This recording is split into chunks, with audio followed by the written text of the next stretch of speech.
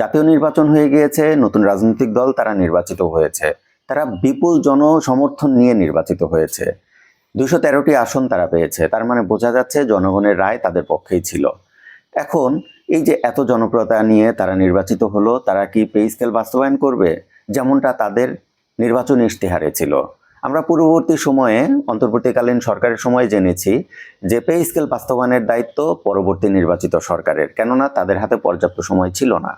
এখন এই যে নতুন নির্বাচিত দল বাংলাদেশ জাতীয়তাবাদী বিএনপি, তারা কতটুকু আগ্রহী এই পে স্কেল বাস্তবায়নের জন্য, এই প্রশ্নের উত্তর আমরা কিছুদিন পরেই জানতে পারবো।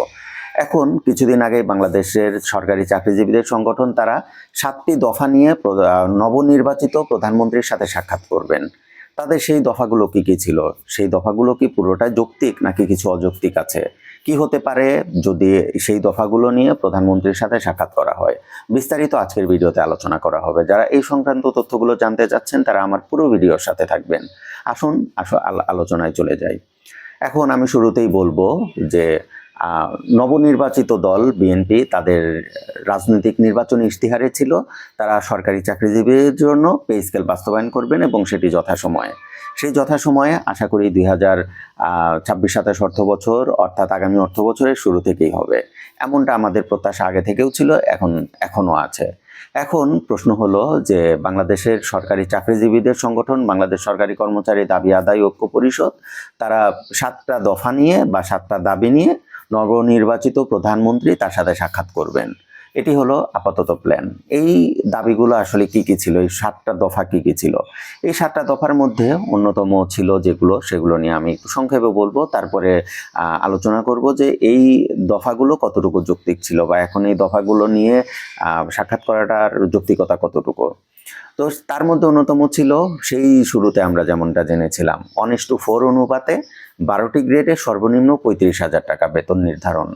এখন আমি শুরুতেই বলে নেই যে আমি বারবার বলেছি যে এই যে 12টি গ্রেড, এটি দাবিটা ঠিক আছে, কিন্তু 1:4 অনুপাতে সর্বনিম্ন 35,000 টাকার যে দাবিটা, এই দাবিটা ঠিক নেই এবং এই দাবিটা পূর্বে করাটাও ঠিক হয়নি এবং বর্তমানে নতুন নির্বাচিত প্রধানমন্ত্রী তার কাছেও যদি আমরা এই দাবিটা নিয়ে যাই তাহলে আমার মতে সেটাও ঠিক হবে না। এই দাবিটা বাদ দিয়ে বাদবাকি যে দাবিগুলো আছে সেই দাবিগুলো নিয়ে গেলে বরঞ্চ আমাদের দাবিগুলো আরও বেশি ফ্লোর পাবে বা আরও বেশি গুরুত্ব পাবে। 1:4 অনুপাত এবং সর্বনিম্ন 35,000 টাকা বেসিক, এই দাবিটা আসলে কোনোভাবেই যৌক্তিক নয়। কেননা দেখুন যে পে কমিশন তাদের রিপোর্টটা কিন্তু সরকারের কাছে সাবমিট করেছে, সেখানে সর্বনিম্ন বেসিক নির্ধারণ করা হয়েছে 20,000 টাকা আর 20টি গ্রেড বহাল রাখা হয়েছে। তারা কিন্তু স্পষ্টভাবে বলে দিয়েছে যে 20টি গ্রেড থেকে কমানোর প্ল্যান তাদের ছিল, কিন্তু তাতে করে প্রশাসনিক জটিলতা তৈরি হবে। সেই প্রশাসনিক জটিলতাটা খুব সহজে এড়ানোটা সম্ভব নয়। তার মানে যদি গ্রেড সংখ্যা কমাতে চাওয়া হয় তাহলে তাদেরকে আরও সময় দিতে হবে, যে সময়টা আমরা দিতেও প্রস্তুত নই, দিতে চাইও না এবং তারাও নিতে চায় না। তাতে করে পে স্কেলটা আরও বিলম্বিত হবে। এখন আমরা যদি এই 12টি গ্রেডের দাবি করি তাহলে তো তাদের আরও সময় দিতে হবে, পে কমিশনকে আরও সময় দাও, তাহলে তারা সেটা নিয়ে কাজ করতে পারবে। সেই সময় কি আছে? একটু লজিক্যালি তো চিন্তা করে দাবি করতে হবে। সুতরাং আমার মতে এই দাবিটা কোনোভাবেই যৌক্তিক নয়। আবার 1:4 অনুপাতে সর্বনিম্ন 35,000 টাকা, যেখানে কমিশন একটা রিপোর্ট দিয়েছে, তারা দীর্ঘ 6 মাস কাজ করেছে এবং সেই রিপোর্টটা সবাই প্রশংসা করেছে সাংবাদিক ছাড়া। এখন সেখানে সর্বনিম্ন বেসিক নির্ধারণ করা হয়েছে 20,000 টাকা এবং সেখানে একটা অনুপাতও নির্ধারণ করা হয়েছে 1:8 বা তার আশেপাশে। এখন যেখানে সব কিছু নির্ধারণ হয়ে গিয়েছে তখন এই দাবিগুলো রিভাইজ করার জন্য যাওয়াটা কতটা যৌক্তিক? আমার মতে এটা যৌক্তিক নয়।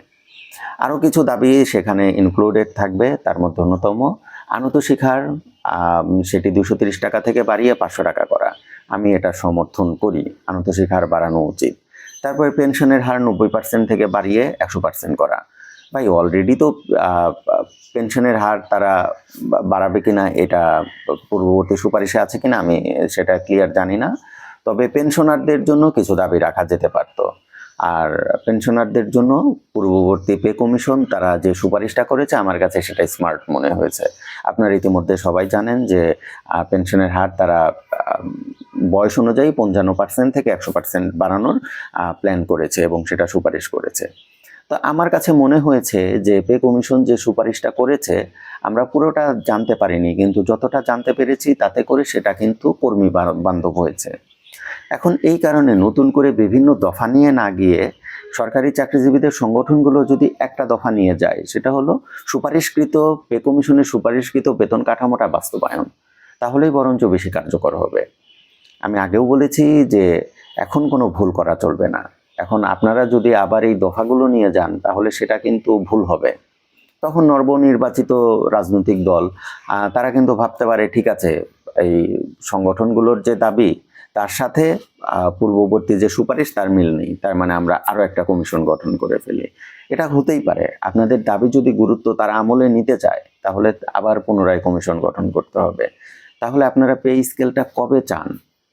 নতুন করে দাবি করার পিছনে তো একটা লজিক থাকতে হবে। আমি জানি আমার ভিডিওটা তারা দেখবেন না, তাদের সাথে আমার যোগাযোগ করার সুযোগ নেই, কিন্তু আমি তাদেরকে যদি কেউ দেখেন তাহলে তাদেরকে জানিয়ে দেন যে নতুন করে যদি বিভিন্ন দফা ইনক্লুড করে বা পূর্ববর্তী দফাগুলো ইনক্লুড করে নবনির্বাচিত প্রধানমন্ত্রীর কাছে যাওয়া হয় তাহলে সেটি বরঞ্চ আমাদের জন্য ক্ষতি হবে। আমি বারবার বলেছি আমাদের দাবিগুলো এমন হওয়া উচিত যে দাবিগুলো বাস্তবায়নযোগ্য এবং সহজে বাস্তবায়নযোগ্য, যে দাবিগুলো আমলাতান্ত্রিক জটিলতা তৈরি করে, যে দাবিগুলো পূর্ববর্তী সুপারিশকে হুমকির মুখে ফেলে দেয়, সেই দাবিগুলো নিয়ে কখনোই যাওয়া উচিত নয়। 1:4 এই যে গ্রেড 1 ভুক্ত যারা আছেন তারা কিন্তু খুব একটা সংখ্যায় না, সুতরাং তাদের নিয়ে কথা বলাটা আমার কাছে অযৌক্তিক মনে হয়েছে। এই কারণে আমি আমার স্ট্রং সাজেশন থাকবে দফা একটা হওয়া উচিত এবং একটা দফা নিয়েই প্রধানমন্ত্রীর কাছে যাওয়া উচিত যে আমরা দীর্ঘ 11-12 বছর ধরে পে স্কেল পাচ্ছি না, আমাদের দ্রুততম সময়ের মধ্যে পে স্কেলের প্রজ্ঞাপন দেওয়া জরুরি, পে স্কেলটা বাস্তবায়ন চাই। তাহলেই বরঞ্চ দেখবেন যে পে স্কেল আরও দ্রুত গতিতে বাস্তবায়ন সম্ভব হবে, আরও ত্বরান্বিত হবে।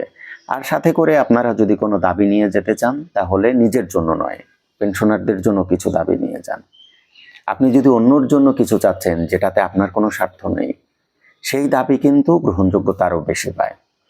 তো বন্ধুরা, আজকে এই পর্যন্তই। আশা করি আমি কি বোঝাতে চেয়েছি আপনারা বুঝতে পেরেছেন।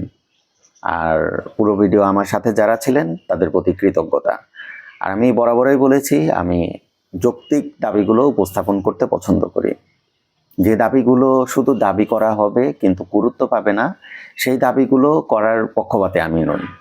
সুতরাং আপনাদের একটু মাথা ঠান্ডা রেখে প্ল্যান মাফিক দাবি করতে হবে। দাবি করার সুযোগ পেলেই যে সব দাবি একসাথে করে ফেলতে হবে ব্যাপারটা এমন নয়।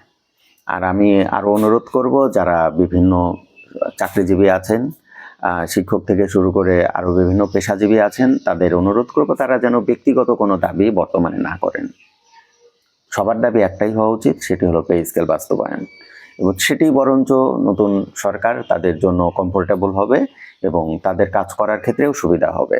একটা রাজনৈতিক দল তারা নতুন করে ক্ষমতায় আসছে, তাদের একটু সময় বা গুছিয়ে নেওয়ার প্রয়োজন হতেই পারে। তার মানে এই নয় যে নতুন দল এসেছে বলেই আমরা সব দাবি একসাথে করে দিলাম। আমাদের একটাই দাবি, সেটি হলো পে স্কেল বাস্তবায়ন, এর বাইরে আর কোনো দাবি নেই।